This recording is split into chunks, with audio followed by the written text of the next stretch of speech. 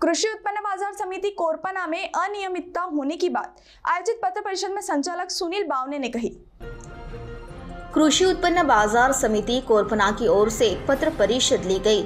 Shri Gurudev cotton ginning and pressing Dhoptala इस ginning में कपास खरीदी न करने संदर्भ में यह पत्र परिषद थे।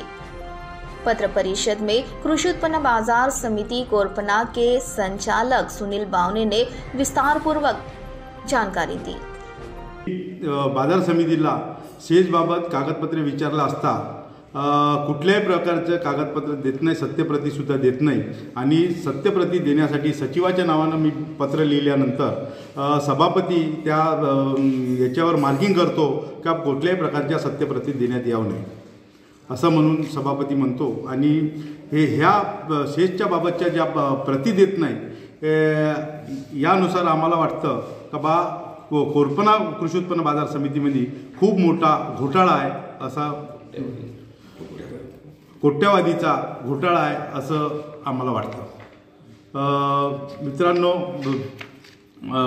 कोरपना कृषी उत्पन्न बाजार समितीचे सभापती यांचा मुलगा तुषार अशोक बावने यांचं कोरपना कृषी उत्पन्न बाजार समितीमध्ये कडधान्याचं लायसन आहे आणि त्याबाबत आम्ही चंद्रपूर DDR ऑफिसला एक अपील दाखल केलेली आहे अपात्रची आणि त्याबद्दल त्या ठिकाणी केस चालू आहे।